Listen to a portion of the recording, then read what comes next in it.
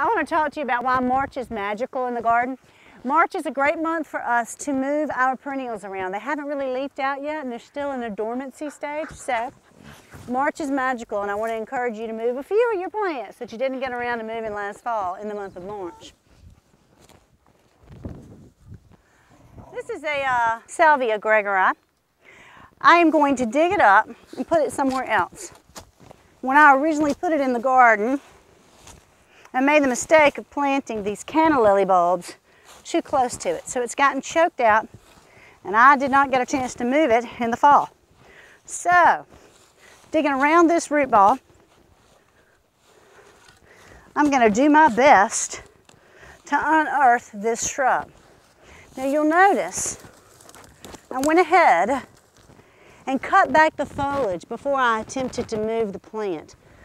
I'm moving this plant from one house to another house. So if I cut back the foliage, number one, I'm encouraging the plant to send out new foliage, and number two, I am discouraging the plant in trying to keep that old foliage alive while it gets acclimated to its new house.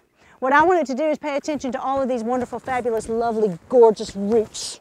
I want the shrub, this plant, this perennial to know that its job is to send out new roots. I don't want it to worry about foliage. I want it to send out roots because I'm disturbing it from a happy home, moving it 3 states over. We got to let her get acclimated. March is a fabulous month to do it because she is still dormant. She will be able to get acclimated and send out some new growth come April and May.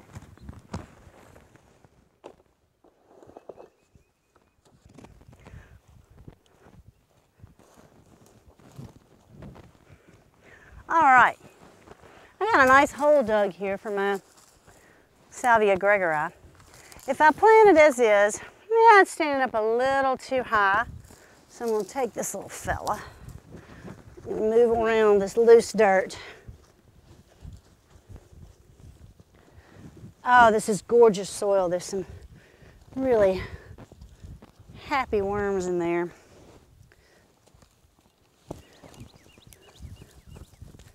All right, what I want to avoid is air pockets. I do not want for there to be a big air pocket up underneath this shrub. I want it to sit and make contact with the dirt in this hole. I want it to actually come in contact with the subsoil in the hole. But I don't want to bury this shrub alive. These roots right up here at the top are really the most important roots. So, I think she's in good shape there. All right, I'm going to loosely pack the soil around this root ball, and I try and use my fingertips like a really nice sized fork. I don't want to be too tight on this. I don't want to pack the soil down so tight that the roots can't get oxygen, but I also don't want that planting hole to be loose so that the shrub can wobble and move. These are last year's stakes. Put those back in so I'll know where the plant is. And I want to go ahead and top dress this plant.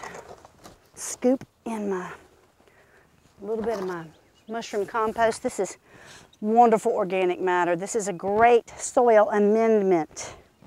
You sprinkle that around the planting hole. Oh, happy baby, you're gonna have such a fabulous year. Now that I got you out from underneath that big old clump of calla lilies, you can just rock and roll.